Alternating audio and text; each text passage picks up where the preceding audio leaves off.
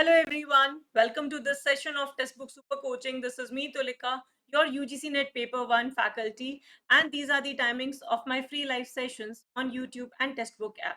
Learners, don't forget to like, share and subscribe to our channel.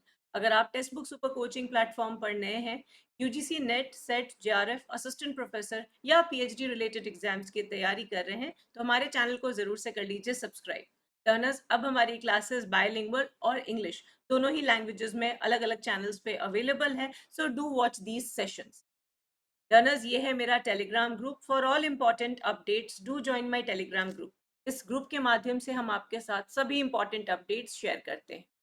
तो learners, आज हम discuss करेंगे एक बहुत इंपॉर्टेंट क्वेश्चन जो कि री एग्जाम में पूछा गया था और उसका एक डिटेल्ड एक्सप्लेनेशन देंगे।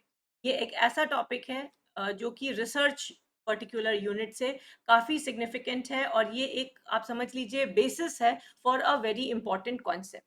तो क्वेश्चन कुछ इस तरह का था, हाइपोथेसिस मेड ड्यूरिंग और after the research work is over is known as. तो ऐसी कोई हाइपोथेसिस जो कि ड्यूरिंग रिसर्च वर्क बनाई जाए या तब बनाई जाए जब रिसर्च वर्क ओवर हो जाए, इस तरह के हाइपोथेसिस को हम क्या कहते हैं? क्या ये इंडक्टिव है, डिडक्टिव है, नल है या इंटरनल है? अब इस क्वेश्चन का आंसर करने से पहले चलिए ये समझते हैं कि हाइपोथेसिस है क्या। तो अभी तक हमने ये पढ़ के रखा हुआ है कि हाइपोथेसिस एक टेंटेटिव स्टेटमेंट है, जो परिकल्पना हम जिसे कहते हैं। हम ये अज्यूम करते हैं, हाइपोथेसाइज करते हैं कि अगर जो वेरिएबल्स ऑफ स्टडी है, यानी वैसी चीजें जिनको हम अपनी स्टडी में इंक्लूड कर रहे हैं, वैसे वेरिएबल्स ऑफ स्टडी के बीच में कोई पॉजिटिव रिलेशनशिप है या नहीं, किसी तरह से एक वेरिएबल दूसरे वेरिएबल पर प्रभाव डाल रहा है कि नहीं, या हम ऐसा कुछ ऐसी हाइपोथेसिस बनाते हैं कि इसको ऐड करने से इसके इस दूसरे वेरिएबल पर किसी तरह का पॉजिटिव या नेगेटिव इफेक्ट पड़ता है। तो जो भी हमारा टॉपिक ऑफ स्टडी हो, हम हाइपोथेसिस बनाते हैं ये चेक करने के लिए कि जो हमें लग रहा है, जो टेंटेटिव स्टेटमेंट हम लेके चल रहे हैं, वो कितना सही है, कितना गलत है। और फाइनली जब हम हाइपोथेसिस बना लेते हैं, आखिरी में हम जाके करते हैं हाइपोथेसिस टेस्टिंग, जिसमें हम स्टेटिस्टिकल अप्रोच का यूज करते हैं, टेस्ट्स का इस्तेमाल करते हैं और जाके चेक करते हैं whether our hypothesis is correct और इनकरेक्ट, कैन बी एक्सेप्टेड और नॉट एक्सेप्ट, और we have to reject it और नॉट रिजेक्ट। जब हम अपनी रिसर्च हाइपोथेसिस बनाते हैं उसको हम H1 से डिनोट करते हैं। इसे हम ऑल्टरनेट हाइपोथेसिस या रिसर्च हाइपोथेसिस कहते हैं। Why? Because we make it, हम इसे बनाते हैं। बट इसके आंसर में, इसके कंपटीशन में ऑलरेडी एक हाइपोथेसिस बनी होती है जिसको हम कहते हैं null hypothesis, a hypothesis of no difference. तो अगर आप ये प्रूव करना चाहते हैं कि x का प्रभाव y पर पड़ेगा, तो नल हाइपोथेसिस कहेगी कि y पर किसी का कोई प्रभाव नहीं पड़ता है। That means hypothesis of no difference. अब यहाँ पे कुछ और टर्म्स भी यूज किए गए हैं। इंडक्टिव हाइपोथेसिस क्या है, डिडक्टिव क्या है और इंटरनल क्या है। तो before I proceed further, internal hypothesis जैसी कोई चीज नहीं होती है। बेसिकली ये इंटरनल रीइंफोर्समेंट हाइपोथेसिस है, जो इससे मिलता जुलता टर्म है, जो कि यहाँ के कॉन्टेक्स्ट में एप्लीकेबल नहीं है। तो हमारे पास बच जाते हैं ये ऑप्शंस कि वैसी हाइपोथेसिस जिसको हम ड्यूरिंग द रिसर्च वर्क करते हैं या रिसर्च वर्क खत्म होने पर करते हैं, तो उसे हम क्या कहेंगे। तो let's understand the complete concept. तो हाइपोथेसिस को करना क्या चाहिए, किसी भी तरह की, चाहे वो इंडक्टिव हो, डिडक्टिव हो या ऑल्टरनेट या रिसर्चर की हाइपोथेसिस हो। बेसिकली वो एक्सप्लेन करती है what you expect to happen, यानी कि कोई भी रिलेशनशिप जो कि वेरिएबल्स ऑफ स्टडी में इंक्लूड किया हुआ है आपने, उसके रिलेशनशिप को एक्सपेक्ट करके एक्सप्लेन करती है, जो भी आपके एक्सपेक्टेशंस के हिसाब से। हाइपोथेसिस बहुत क्लियर होनी चाहिए और अंडरस्टैंडेबल होनी चाहिए, उसमें किसी तरह का कंफ्यूजन नहीं होना चाहिए। बहुत इंपॉर्टेंट है कि आपने जो भी हाइपोथेसाइज किया है आप उसे टेस्ट कर सके। It is subject to testing. अगर आप टेस्ट नहीं कर सकते हैं तो वो हाइपोथेसिस सही नहीं है। Next very important thing is कि आप उसका मापन कर सके, यानी इट शुड बी मेजरेबल। अगर आप हाइपोथेसिस को अपने मेजर नहीं कर सकते हैं, again that's not the right hypothesis. और आइडियली एक हाइपोथेसिस में हमारे पास दो चीजों का होना कम से कम जरूरी है। एक हो गया आपका डिपेंडेंट वेरिएबल और एक हो गया इंडिपेंडेंट वेरिएबल। इनका नंबर वैरी कर सकता है बट कम से कम एक होना जरूरी है। सो कोई भी हाइपोथेसिस है, जैसे हो सकता है अगर हम बात करें कि स्टडी के परफॉर्मेंस पे, स्टडी परफॉर्मेंस अगर हमारा डिपेंडेंट वेरिएबल है, तो इंडिपेंडेंट वेरिएबल आपका number of hours of study हो सकता है, हार्ड वर्क हो सकता है, इंटेलिजेंस हो सकता है, राइट? तो यहाँ पे आपके मल्टीपल इंडिपेंडेंट वेरिएबल्स हो सकते हैं जो कि आपके डिपेंडेंट वेरिएबल पर प्रभाव डाल सकते हैं, बट एटलीस्ट एक इंडिपेंडेंट और एक डिपेंडेंट वेरिएबल का होना जरूरी है, तभी आप एक रिलेशनशिप स्टैब्लिश कर सकते हैं by means of hypothesis. Now, what is a null hypothesis? Null hypothesis is an hypothesis of no difference. अगर हम इसको simple examples के through समझे तो आप ये pictures देख सकते हैं. तो null hypothesis ये मानकर चलता है कि there is absolutely no difference between the two variables. x का y पर कोई प्रभाव नहीं पड़ता है. आप चाहे कितना भी number of hours बढ़ा दे, performance वही के वही रहेंगी. आप इंटेलिजेंस अलग अलग लेवल के लोगों को देख लीजिए, परफॉर्मेंस पर कोई प्रभाव नहीं पड़ेगा. ठीक है. और साथ साथ नल हाइपोथेसिस ये भी मानता है कि अगर आप कोई एक वेरिएबल को कंट्रोल करते हैं तो उसका भी दूसरे वेरिएबल पर कोई प्रभाव नहीं पड़ेगा. तो actually null hypothesis is nothing but a hypothesis of no difference. Please remember this word. ठीक है. अब आप यहाँ पे पिक्चर्स देखिए. यहाँ पहली वाली पिक्चर में आपको एक कैट दिख रही है.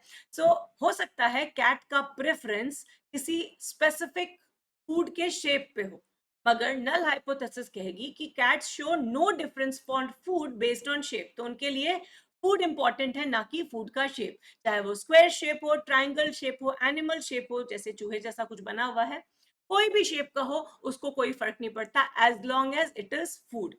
ठीक है. हो सकता है आपकी हाइपोथेसिस हो कि एक कैट का प्रेफरेंस ज्यादा होगा अगर उसे हम खाना एक स्पेसिफिक शेप में दें. दूसरा यहाँ पे एग्जाम्पल है प्लांट की ग्रोथ. जैसा कि आप जानते हैं कि प्लांट की ग्रोथ में इफेक्ट होता है एक स्पेसिफिक कलर का, जैसे सनलाइट के कलर की हम बात करते हैं. बट यहाँ पे एक हाइपोथेसिस है जो कि नल हाइपोथेसिस है, वो ये कहती है कि plant growth is not affected by the light colour. अब उस पर हम पिंक कलर दे या येलो कलर दे या कोई भी कलर दे, प्लांट की ग्रोथ दोनों ही केसेस में बिल्कुल सिमिलर रहेगी. और तीसरा यहाँ पे है, आप देख रहे हैं यहाँ एक बच्चा और एक senior citizen is practising music. तो age has no effect on musical ability. That means दोनों की म्यूजिकल एबिलिटीज सिमिलर है. हाउएवर हो सकता है ऐसे केस में आप प्रपोज करें कि नहीं, in case of this age group the person can be more mature. And और ये भी हम कह सकते हैं कि इस एज ग्रुप में बच्चे को चीजें ट्यून्स जो है ज्यादा अच्छे से याद होगी. यहाँ पे हो सकता है वो फॉरगेटफुल हो जाए. अब जो भी हम एस्पेक्ट को स्टडी करना चाहते हैं, बट यहाँ पे नल हाइपोथेसिस यही कहेगी कि इररिस्पेक्टिव ऑफ द एज कोई भी प्रभाव नहीं पड़ेगा म्यूजिकल एबिलिटी पे. तो ये तो थे हमारे नल हाइपोथेसिस के एग्जाम्पल. अब देखते हैं इंडक्टिव और डिडक्टिव रिसर्च के बीच में क्या डिफरेंस. तो इंडक्टिव अप्रोच हम देखते हुए चलते हैं, मतलब हम ऑब्जर्व करते हुए ड्यूरिंग द कोर्स करते हैं. ठीक है. तो इंडक्टिव अप्रोच बेसिकली एक बॉटम अप अप्रोच है जहां हम इंडिविजुअल ऑब्जर्वेशंस को बहुत सिग्निफिकेंस देते हैं. और डिडक्टिव अप्रोच वही थ्योरी से शुरू होती है और बाद में हम जाके डेटा कलेक्शन करते हैं. तो इस वजह से हम इसे टॉप डाउन अप्रोच कहते हैं. इंडक्टिव अप्रोच आपकी मदद करता है कि आपने ऑब्जर्व कर लिया, इंफॉर्मेशन कलेक्ट कर ली, डेटा कलेक्ट कर ली, अब आप जाके थ्योरीज डेवलप करेंगे बेस्ड ऑन योर ऑब्जर्वेशन. वही डिडक्टिव अप्रोच आपकी मदद करता है कि आप वो बनी हुई थ्योरीज को जाके टेस्ट कीजिएगा थ्रू ऑब्जर्वेशन. इंडक्टिव अप्रोच का ज्यादातर हम इस्तेमाल एक्सप्लोरेटरी रिसर्चेस में करते हैं. चीजों को जब हम एक्सप्लोर करना चाहते हैं, इंफॉर्मेशन गेन करना चाहते हैं, then we use exploratory study. और डिडक्टिव का मेन काम होता है किसी चीज को कंफर्म करने के लिए. तो इसका डिडक्टिव को हम यूज करते हैं, कोई चीज जो पहले से कही गई क्या वो कितनी सही है गलत है, उसको कंफर्मेशन के लिए हम डिडक्टिव अप्रोच का इस्तेमाल करते हैं. इंडक्टिव अप्रोच काफी फ्लेक्सिबल होती है और इसमें काफी अडेप्टेबिलिटी होती है नई फाइंडिंग्स के, क्योंकि हम ये ड्यूरिंग द रिसर्च कर रहे होते हैं. तो हम कुछ चीजों को मान के चलते हैं, बट ड्यूरिंग द रिसर्च नई नई चीजें मिलती जाती हैं. तो इंडक्टिव अप्रोच आपको इस चीज की पूरी फ्रीडम देता है कि आप इसमें मॉडिफिकेशंस ला सकें. आपको हाईली अडेप्टेबल रहना होता है. वही अगर हम बात करें डिडक्टिव अप्रोच की, तो बहुत ही सिस्टमैटिक और स्ट्रक्चर्ड तरीके से हम इसे कंडक्ट करते हैं. इसका जो मेन फोकस है इंडक्टिव का, वो रहता है qualitative analysis, deep analysis, rich analysis. वहीं डिडक्टिव का ज्यादातर काम क्वांटिटेटिव की तरफ रहता है. तो ये थे हमारे major differences between inductive and deductive research. Now, before we move ahead and understand some more basic information about the same, learners हमारे फाउंडेशन बैच 2.0 की क्लासेस जा रही हैं live for paper 1 and paper 2. तो जो कि लेटेस्ट एग्जाम पैटर्न के हिसाब से आपकी तैयारी कराएगा दिसंबर एग्जाम के लिए. Structured questions, study materials, previous years questions और मॉक टेस्ट के माध्यम से होगी आपकी प्रिपरेशन। साथ ही साथ आपको मिलेगी special mentorship for PhD admission in top university. So get yourselves enrolled today. Now if we talk about deductive reasoning, किस तरह से ये डिडक्टिव अप्रोच का जो रीजनिंग है वो किस तरह से काम करता है, तो यहाँ पे हम थ्योरी से शुरू करके चीजों को कंफर्म करते हैं। तो मतलब जनरल कुछ देख लिया और उसके बाद जाके हम स्पेसिफिक्स पे जाते हैं। इसको हम जैसे कहा टॉप डाउन अप्रोच भी कहते हैं। और यहाँ पे हम बेसिकली स्टार्ट ही शुरुआत करते हैं थ्योरी के साथ। जो भी हमारा टॉपिक ऑफ इंटरेस्ट है उसे हम धीरे धीरे नैरो डाउन करते जाते हैं स्पेसिफिक हाइपोथेसिस, सिंगल हाइपोथेसिस में, ताकि हम उसकी टेस्टिंग कर सकें। उसको हम फर्दर नैरो डाउन करते हैं ताकि हम जाके ऑब्जर्वेशंस को देख सके, जाके हम ऑब्जर्वेशन को देख सके और उस पर्टिकुलर हाइपोथेसिस को कर सके एड्रेस। ठीक है। और इसमें ये सारा कुछ करते हुए this ultimately leads us to be able to test the hypothesis with specific data. क्योंकि आपने यहाँ पे थ्योरी के बेसिस पे ऑब्जर्वेशन के माध्यम से डेटा को कलेक्ट कर लिया है, आप इसे कंफर्म कर सकते हैं या डिसकंफर्म कर सकते हैं। तो that means this is the stage of accepting और नॉट एक्सेप्ट। ठीक है। तो ये जो स्टेज होता है ये आप अपनी ओरिजिनल थ्योरीज को या तो कंफर्म कर सकते हैं या नहीं कंफर्म कर सकते। तो डिडक्टिव अप्रोच कुछ इस तरह से सीक्वेंशली काम करती है। Now, what is an inductive hypothesis? The inductive hypothesis is formed after observing data, making it the correct choice for the hypothesis made during or after the research. तो हमारा question जो था, hypothesis which is made during or after the research work, इसे हम क्या कहते हैं? So the correct answer is inductive. क्योंकि hypothesis तभी फॉर्म होती है जो आप देख रहे होते हैं, स्टडी अपनी कर रहे होते हैं, ड्यूरिंग और आफ्टर में जो निकल के बात आती है वो आपकी इंडक्टिव पैराडिम को फीचर करती है। So the correct answer for this question is inductive hypothesis. Now time for your homework question. एक छोटा सा कंसेप्ट है, इसको हम अपने आने वाले सब्सिक्वेंट सेशन में करेंगे डिस्कस। तो ये भी आपका रीनेट का ही क्वेश्चन है। तो क्वेश्चन है मेजर ऑफ कंसिस्टेंसी। तो जैसा कि आप जानते हैं कि वैलिडिटी और रिलायबिलिटी ऐसे टॉपिक्स है जिसपे बहुत क्वेश्चंस पूछे जाते हैं। तो आपको ये बताना है कि अ मेजर ऑफ कंसिस्टेंसी, ठीक है, ये तो हम जानते हैं कि कोई चीज रिलायबल तभी होती है जब उसे हम over the period of time repeat कर सकते हैं, यानी कि वो क्या शो करता है, कंसिस्टेंसी शो करता है। बट यहाँ पे कौन से कंसिस्टेंसी की हम बात कर रहे हैं? अगर किसी ऑब्जर्वेशन, एक सिंगल सिचुएशन में अगर अलग अलग डिफरेंट लोगों ने उसे सेम तरीके से ऑब्जर्व किया और उस इंफॉर्मेशन में हमें कंसिस्टेंसी दिखी, तो उसकी कौन सी वैलिडिटी कही जाए? तो मान लीजिए हम किसी का प्रैक्टिकल एग्जाम ले रहे हैं and there are two different people, maybe internal and external examiner.